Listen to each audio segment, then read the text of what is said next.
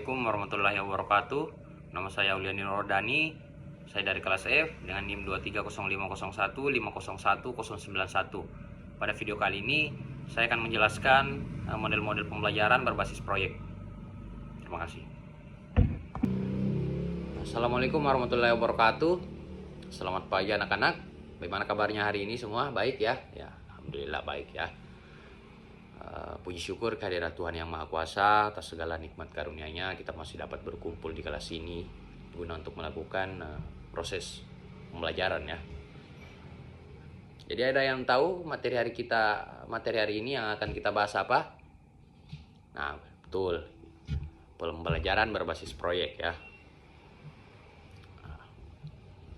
Baik, pembelajaran berbasis proyek atau project based learning atau disingkat dengan PJBL itu merupakan model pembelajaran yang menempatkan proyek sebagai pusat aktivitas belajar siswa. Nah, anak-anakku begini, perlu kalian pahami bahwa model ini itu dirancang untuk meningkatkan kualitas proses pembelajaran dengan membuat siswa lebih aktif dan terlibat langsung dalam memecahkan masalah nyata melalui proyek yang mereka kerjakan. Nah, dalam pembelajaran berbasis proyek, siswa tidak hanya menerima materi secara pasif, tetapi juga diberi kesempatan ya untuk melakukan investigasi, merancang solusi, dan menghasilkan produk yang bermakna sesuai dengan topik yang dipelajari. Dan model ini itu menekankan pada kolaborasi antar siswa. Ya, jadi chemistry kalian di sini sesama teman kalian itu di sini diuji. Kekompakan kalian itu di sini di pembelajaran berbasis proyek ini itu. Nah, pengambilan keputusan bersama dan pengembangan keterampilan berpikir kritis, komunikasi serta tanggung jawab individu dan kelompok.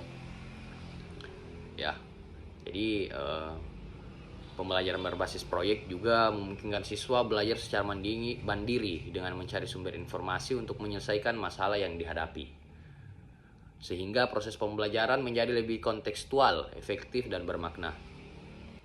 Dan juga anak-anakku, secara garis besar pembelajaran berbasis proyek ini meliputi 3 tahap utama ya. Yang pertama itu perencanaan proyek, yang kedua pelaksanaan proyek, dan yang ketiga adalah evaluasi proyek. Pada tahap perencanaan, guru dan siswa bersama-sama merumuskan tujuan, menentukan topik dan menyusun rencana kerja. Tahap pelaksanaan melibatkan investigasi dan diskusi kelompok yang difasilitasi oleh guru ya, oleh saya. Dan sedangkan tahap evaluasi mencakup penilaian proses dan hasil proyek serta refleksi terhadap pembelajaran yang telah dilakukan dengan latar belakang tersebut. Nah, yang pertama itu adalah start with the essential questions atau memulai dengan pertanyaan mendasar. Nah, digunakan untuk menggambarkan tugas kepada peserta didik agar mereka dapat menyelesaikan melalui proyek.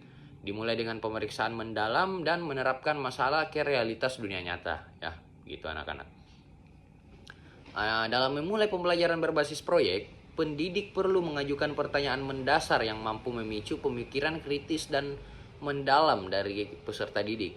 Pertanyaan ini harus dirancang untuk membuka jalan bagi pemeriksaan. Yang kedua itu adalah design a plan for the project atau mendesain perencanaan proyek ya. Peserta didik dan pendidik bekerja di sini. Sama untuk merencanakan kegiatan. Dampak yang diharapkan dalam aktivitas ini adalah agar peserta didik memiliki rasa dilibatkan dan menjadi tokoh. Itu adalah design a plan for the project atau mendesain perencanaan proyek. Dampak yang diharapkan dalam aktivitas ini adalah agar peserta didik memiliki rasa terlibat dan menjadi tokoh utama dalam proyek. Perencanaan mencakup tindakan, teknik, dan persediaan yang berguna untuk menyelesaikan proyek. Yang ketiga itu adalah create a schedule atau menyusun jadwal. Untuk menyelesaikan proyek, peserta didik dan pendidik bekerja sama untuk merencanakan jadwal kegiatan. Ya, pada level ini, peserta didik diminta untuk membuat timeline untuk menyelesaikan proyek. Yang kedua, menentukan tanggal penyelesaian proyek. Yang ketiga, mengajak peserta didik merencanakan metode baru. Yang keempat, membimbing peserta didik ketika membuat cara yang tidak sesuai terkait dengan proyek. Dan yang kelima, menjelaskan atau memberikan alasan mengapa mereka memilih metode tersebut ya. Nah, seperti itu. Ya, jadi itulah tadinya ya anak-anak, sedikit pengertian dan tahap-tahap pembelajaran, proses pembelajaran berbasis proyek. Nah, berikut adalah kesimpulannya. Pembelajaran berbasis proyek merupakan pendekatan pembelajaran yang berpusat pada siswa, di mana mereka belajar melalui pengalaman langsung dan menyelesaikan proyek yang kompleks dan relevan dengan kehidupan mereka. Proses pembelajaran bukan hanya sekedar menghafal fakta, tetapi lebih menekankan pada pengembangan keterampilan berpikir kritis, pemecahan masalah, kolaborasi, dan komunikasi. Model ini biasanya melibatkan beberapa tahapan, dimulai dari pemilihan topik proyek yang menarik minat siswa sesuai dengan kurikulum. Tahap selanjutnya meliputi perencanaan proyek yang detail, termasuk menentukan tujuan, langkah-langkah pengerjaan, dan sumber daya yang dibutuhkan. Setelah perencanaan matang, siswa melaksanakan proyek tersebut, bekerja secara individu atau kelompok, sekaligus mengembangkan kreativitas dan inovasi. Tahap presentasi memungkinkan siswa untuk memamerkan hasil kerja mereka dan belajar dari umpan balik yang diberikan oleh teman sekelas dan guru. Nah, terakhir itu adalah refleksi. Refleksi diri ini penting untuk mengevaluasi proses dan hasil proyek, memperbaiki kekurangan, dan meningkatkan pemahaman. Peran guru sangat penting. Guru bukan lagi sebagai penyampai informasi, tetapi sebagai fasilitator. Memberikan bimbingan dan dukungan kepada siswa selama proses pembelajaran. Guru juga berperan sebagai evaluator, menilai kemampuan siswa dan menyelesaikan proyek serta keterampilan yang telah mereka kembangkan selama proses tersebut. Nah, dengan demikian, metode ini mendorong siswa untuk menjadi pembelajar yang aktif, kreatif, dan bertanggung jawab ya.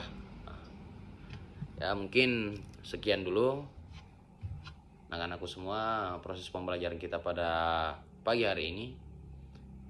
Nah, jika ada salah kata, mohon dimaafkan, kurangnya mohon dimaafkan. Billahi fisabilil haq, fastabiqul khairat. Assalamualaikum warahmatullahi wabarakatuh. Ya, boleh silakan pulang.